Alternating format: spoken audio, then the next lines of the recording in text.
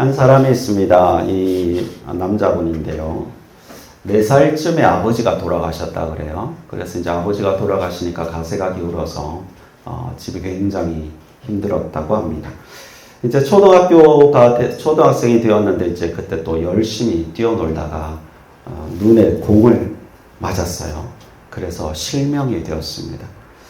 그 청천벽력과 같은 그 소식을 전해 들은 어머니는 이제 그날 갑자기 쓰러졌어요. 뇌졸중으로 쓰러지시고 바로 이제 돌아가셨다고 합니다. 이제 아버지도 돌아가시고 어머니도 돌아가시니까 이제 이 가족을 부양할 수가 없잖아요. 그래서 이제 그 누나가 한 분 있었는데, 누나는 이제 고등학생이었는데 학교를 그만두고 봉제 공장으로 가서 일을 하기 시작했습니다. 근데 2년 지나서 이제 그 피로가 누적이 되었는지 누나도 2년 뒤에 하늘나라로 가게 되었습니다. 너무 안타까운 이야기죠. 근데 이제 남아있는 사람이 아들 녀석 3명이었는데 첫째가 장님이 된 아들이고, 그러니까 이 3명이 더 이상 어떻게 의지할 데도 없고 살아갈 방법이 없잖아요. 그래서 3명이 이제 다 뿔뿔이 흩어졌어요. 장님이었던 첫째는 이제 맹인학교에 들어가게 되고, 둘째는 철물점에 들어가서 이제 같이 거기서 살게 되고, 셋째는 이제 고아원으로 보내지게 됩니다. 이 3형제는 다 떨어져서 살아야 했습니다. 그런 세월을 지내는 동안 이 꼬마 아이의 소원이 있었습니다. 늘 이렇게 기도하면서 살았다고 합니다. 하나님, 눈을 좀 뜨게 해주세요. 하나님, 배고프지 않게 해주세요. 하나님, 가족들과 함께 살게 해주세요. 그런데 하나님께서는 그 가여운 아이의 기도를 들어주시지 않으셨습니다. 그렇게 세월이 흘러서 그가 18살이 되었을 때쯤, 이제 남들이 이제 대학을 진학을 준비하고 있을 나이쯤에 그가 이제 큰 결단을 내립니다. 공부를 하기로 결단을 내립니다. 이제 그때서야 많이 늦었지만 그때 다시 이제 공부를 시작해서 중학교 1학년 과정부터 공부를 시작했다고 합니다. 근데 놀라운 것은 이제 6년 뒤에 이 사람이 연세대학교에 들어가게 됩니다. 그리고 전 과목을 A 학점을 받게 됩니다. 그리고 이제 졸업할 때는 문과의 차석으로 졸업을 했는데, 그것도 차석으로 졸업한 이유가 이거였어요. 다 A인데 체육 학점을 받을 수 없어서 차석으로 졸업을 했다고 합니다. 이분은 강영우 박사님의 이야기입니다. 꿈이 있으면 미래가 있다라는 책을 쓰신 분이고요. 세계 500대 명사 가운데 한 분이기도 하고, 2001년부터 돌아가시는 2012년 췌장암으로 돌아가실 때까지 미국 백악관 국가장애위원회 정책 차관보를 지낸 분이십니다. 감히 상상할 수도 없는 일을 다 안 된다라고 할 만한 그 현장에서 굳건히 일어나서 이런 놀라운 일들, 사명의 일들로 쓰임받았던 분입니다. 저는 이 요셉을 여러분에게 소개하면서, 여러분 아마 요셉을 다 알고 있을 거예요. 요셉도 적지 않게 고통스러운 험난한 인생을 살았던 사람입니다. 오늘 상상할 수 없는 역경을 이뤄낸 이 청소년 요셉의 이야기를 여러분에게 전하면서 여러분도 역경을 이겨내고 제목처럼 꿈이 있으면 미래가 있다, 미래를 꿈꾸고 미래를 향해서 달려갈 수 있는 여러분 되기를 소망합니다. 요셉이 오늘 본문에 보면 2절 말씀에 요셉이 17세의 소년으로서 라고 나와 있어요. 딱 여러분 나이죠. 17세의 청소년이었습니다. 그 민감한 그 청소년 시기에 요셉의 가정 환경이 어땠을까요, 여러분? 아버지 야곱이 사랑했던 여인이 있었습니다. 그런데 그 아버지 야곱이 사랑했던 여인 외에 3명의 더 어머니가 생기게 되었죠. 그래서 이 가정은 결코 평안할 수 없는 가정이었던 거예요. 그 끊임없는 어머니들 사이의 갈등 속에서 요셉은 자랐을 것입니다. 그런데 또 이제 청소년 시기에 요셉의 경우는 이제 어머니가 동생 베냐민을 낳다가 돌아가셨습니다. 한참 예민할 때에 어머니가 없었습니다. 얼마나 괴롭고 힘들었을까요? 다른 형제들은 자기 어머니들이 있잖아요. 근데 자기만 없어요. 얼마나 눈치를 보면서 자랐을까요? 얼마나 눈치를 보는 인생을 살아야만 했을까요? 근데 요셉을 더 힘들게 만들었던 것은 사실 형제들이었죠. 어머니들 사이가 좋지 않았기 때문에 아들들도 당연히 사이가 좋을 수가 없었을 겁니다. 서로가 서로를 경계하고 서로를 못 살게 굴었을 것입니다. 그럼에도 불구하고 형들과 함께 양을 쳐야만 했습니다.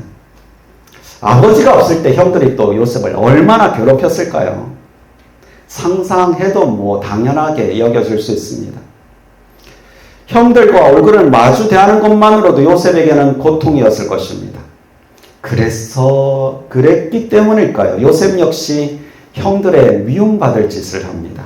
2절 뒷부분을 보면 그가 그들의 잘못을 아버지에게 말하더라. 형들과의 관계가 안 좋으니까 또 아버지가 자기를 사랑하는 걸 알고 있으니까 그게 권력이 됐던 거죠. 그러니까 아버지한테 누가 이런 잘못을 저질렀고 이런 잘못을 저질렀고 계속 이제 그렇게 일러 바치니까 형들과의 관계가 결코 회복될 수가 없는 거죠. 사이좋지 않은 배다른 형제들과 또 같이 일을 하고 있었기 때문에 더 이상 수습할 수 없는 상황까지 들어가게 되는 것 같습니다. 이런 갈등을 아버지가 모를 리가 없는데 아버지는 그 불타오르고 있는 모닥불과 같은 그 형제 사이에 기름 붓는 일을 한번 하고 맙니다. 3절을 보면 요셉은 노년에 얻은 아들이므로 이스라엘이, 이건 아빠예요, 여러 아들들보다 그를 더 사랑함으로 그를 위하여 채색 옷을 지었더니 라고 말씀하고 있습니다. 아버지 야곱은 요셉을 깊이 사랑하는 것으로 그치지 않고 그것만 해도 이제 다른 형제들에게 경제의 대상이었을 텐데, 형제들에게 시험거리였을 텐데 아버지 야곱이 요셉을 위해서 채색 옷을 지어 입혔습니다. 옷 하나 만들어주는 게 대수인가 싶을 수 있습니다. 근데 형들의 입장에서 보니 정말 경노할 만한 일입니다. 어머니들 사이가 좋지 않아서 있었던 갈등, 형제들 사이에 있었던 그런 갈등들은 그냥 그럴 수 있지라고 했겠지만 채색 옷만은 결코 그냥 넘길 수 없는 것이었습니다. 왜 그랬을까요? 도대체 채색 옷이 무엇이기에 형들의 눈이 돌아가게 되어버렸을까요? 채색 옷은 소매가 긴 옷입니다. 이 옷은 족장이나 족장의 후계자나 상속권을 가진 사람이 입는 옷입니다. 그러니까 그렇게 귀한 옷을 고작 17살짜리 그 녀석에게 주신 겁니다. 눈 돌아갈 만하죠.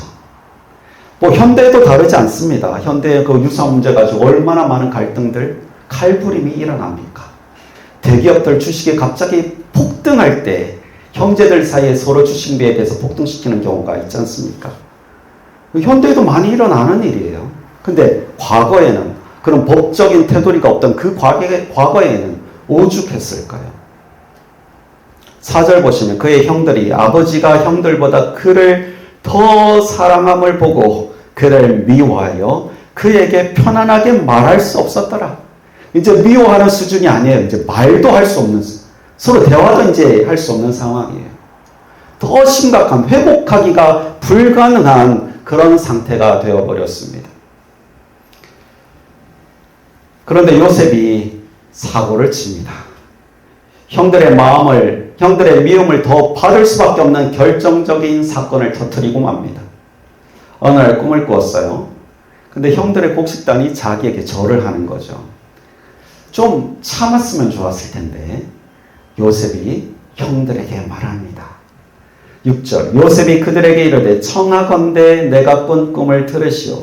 우리가 밭에서 곡식단을 묶더니 내 단은 일어서고 당신들의 단은 내 단을 둘러서서 절하더이다.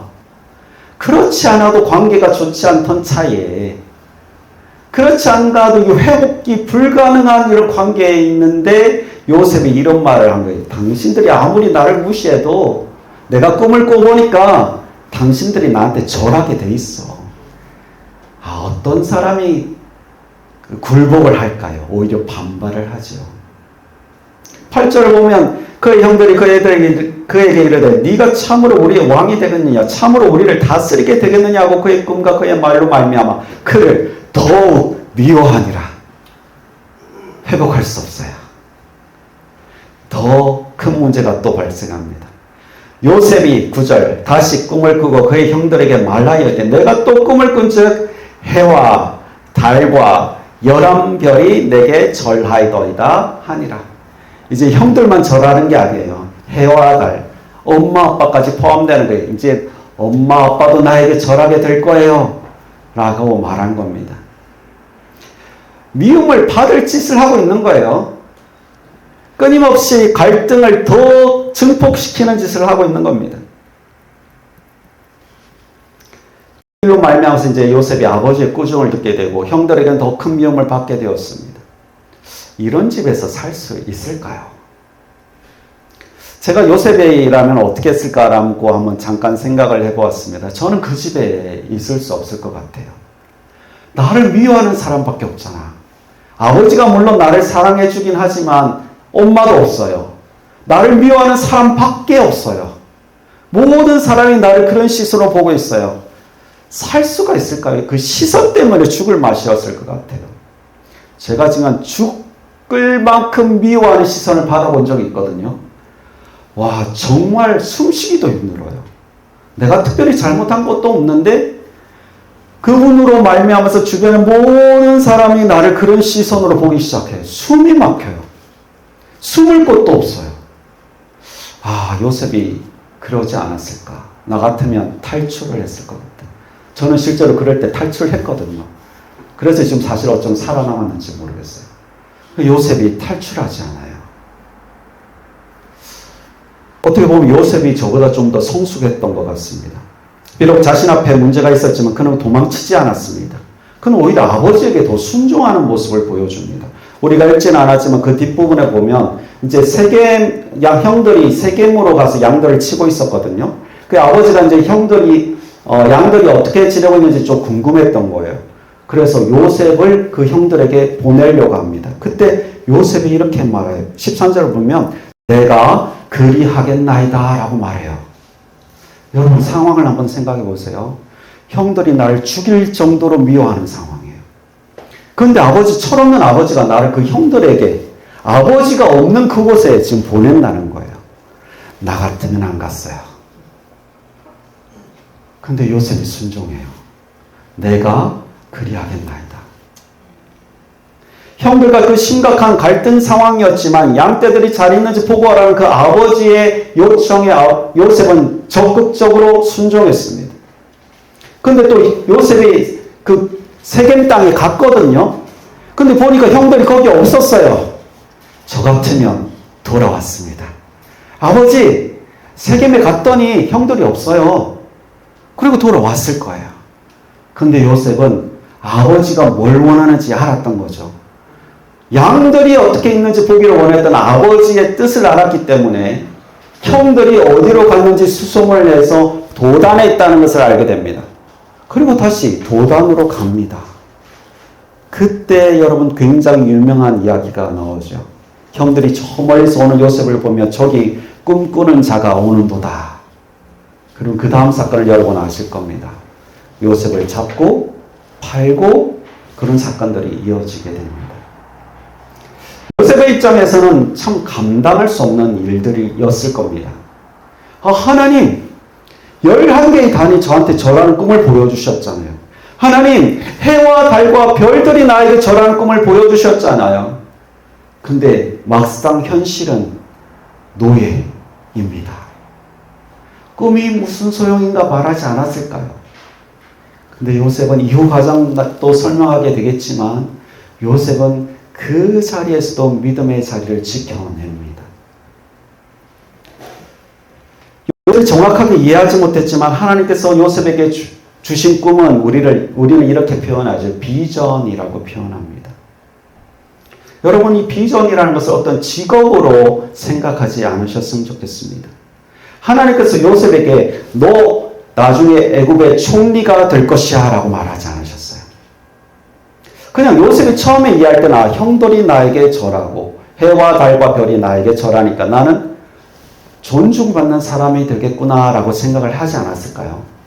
근데 그 꿈의 진짜 의미는 나중에 되어서야 알게 됩니다. 나중에 요셉이 보디발 집안의 하인으로 들어갔다가 거기 또 가정 총무가 되었다가 이후에 또 오해를 받아서 감옥에 들어가게 되고 또 감옥을 다스리는 연습을 했다가 나중에는 애굽 땅의 국무총리가 됩니다. 그리고 나서 그 나라의 이제 총리가 되었을 때 7년의 풍년과 7년의 흉년을 거치게 됩니다. 그리고 7년의 풍년 뒤에 양식들을 잘 모아놔서 7년의 흉년을 대비하게 되죠. 그때 이제 그 아버지와 형들이 양식을 구하기 위해서 애굽 땅에 오게 됩니다. 이후의 과정은 또 여러분 아실 거예요. 그 아버지와 그 모든 민족들을 고센 땅으로 이동시켜서 거기에서 생존할 수 있도록 합니다. 처음에는 11개의 단이 나를 절한다. 해와 달과 별이 나에게 절한다는 것은 내가 존중받고 내가 위대한 사람이 될 거다라고 생각했지만 사실은 형들과 아버지로 대표되는 민족을 살리는 사람이 될 거다라는 메시지였던 거예요. 결국엔 요셉의 비전은 뭘까요? 살리는 사람이었던 거예요. 민족을 살리는 사람이었던 것입니다. 여러분이 여러 가지 꿈들을 꾸고 있을 겁니다. 여러분의 꿈이 명사가 아니었으면 좋겠어요. 형용사 또는 동사였으면 좋겠습니다. 하나님께서 주시는 꿈이 바로 그런 거거든요. 지금은 당장 알 수 없어요. 근데 하나님 앞에서 꿈을 꾸고 기대하고 소망해 나가면서 그 동사가, 그 형용사가 더 구체화되는 게 여러분의 인생이길 바랍니다. 요셉에게 하나님께서 주시는 그 방법과 우리에게 주는 방법이 또 다르잖아요. 그럼 여러분 우리에게는 어떻게 주실까요? 우리에게 하나님께서는 어떻게 비전을 품게 하실까요? 어떤 사람은 설교를 듣던 중에 어떤 한 문장이 인생을 바꾸게 됩니다. 어떤 사람은 기도를 하다가 하나님 앞에서 비전을 발견하게 됩니다. 어떤 사람은 또 교제를 하다가 성경을 읽다가 또는 어떤 사람은 책을 읽다가 그런 비전의 문장을 발견하기도 합니다. 가슴에 확 박히는 한 문장이 여러분 앞에 찾아오는 날이 있을 겁니다. 그리고 그 비전을 향해서 달려나갈 수 있는 여러분 되길 바랍니다. 제 옆에 제가 가는 한의원이 지금은 없어졌는데 한의원이 있거든요. 그분이 없어서 제가 많이 서운한데 그분의 꿈이 섬기는 게 꿈이셨어요. 한의원 원장님인데 이분이 거의 전도사님이에요. 언어가 거의 우리 언어예요. 소통하는데 전혀 불편함이 없어요. 이분이 언젠가는 그 길로 가실 것 같다라고 했는데 결국엔 가셨어요. 다 접고 또 그 잘되는 한의원을 다 접고 선교 단체를 만드셨어요. 그리고 이제 그 한의사시니까 한의사로서 선교하는 사역을 감당하고 계세요. 이 선교사님 하고 계시거든요. 너무 행복하대요. 이제 자녀들 다 키웠으니까 이 자녀들 너희는 이제 먹고 살 수 있으니까 그때까지 기다리셨다고 그러더라고요. 저는 갈 한의원이 없습니다. 여러분 중에 한 명이에요. 그래요. 네. 준비해라. 처음 시작할 때 제가 강영호 박사님 말씀을 드렸는데 이분이 이제 거의 한참 전에 그 아침마당이라는 프로그램에서 이런 이야기를 한 적이 있었습니다. 자신에게 그런 어려움이 없었다면 자신은 꿈을 꾸지 않았을 거라고. 그런 어려움이 있지 않았다면 오늘날에 자기 자신도 있지 않았을 것이다 라고 말을 하면서 그때 자기의 그런 꿈을 3가지를 이야기했어요. 첫 번째 소원은 대학 진학과 유학의 꿈이었습니다. 점쟁이나 안마사가 되지 않기 위해서 가진 꿈이었다고 합니다. 둘째 소원은 가정에 대한 것이었습니다. 부모님이 세상에 계시지 않으니까 주말이나 방학이 되어도 갈 곳이 없었던 거죠. 그래서 가정을 이뤘으면 좋겠다라는 꿈이 있었고, 세 번째 소원은 앞을 못 보는 사람이지만 다른 사람에게 멸시받고 부담을 주는 사람이 아니라 사회에 유익을 주고 다른 사람을 도울 수 있는 사람이 되었으면 좋겠다라는 소원이었다고 합니다. 첫 번째, 둘째는 소원이라고 말한다면 세 번째는 저는 비전이라고 말하고 싶습니다. 실제로 그는 이 비전을 향해서 달려나갔고 처음 말씀드린 것처럼 백악관에서 실제적인 장애인들을 위해서 실제적인 도움을 주는 정책을 만들어내는 사람이 되었습니다. 어려움이 없으면 꿈을 가지기도 더 선명하게 가지기도 어렵습니다. 여러분이 아무리 어렵고 힘들다 할지라도 강영호 박사님만큼 어렵지는 않을 겁니다. 여러분이 지금 스쳐가는 이 모든 가정들이 아무리 힘들다 할지라도 요셉의 티끌만큼도 되지 않을 겁니다. 그렇다면 여러분 그 과정들 믿음으로 잘 버텨내고 이겨내고 감당해서 특별히 하나님께서 주시는 비전들을 발견하고 그 비전들을 향해서 달려가는 여러분의 인생, 그래서 하나님께서 큰 기쁨과 영광을 누리시길 소망합니다.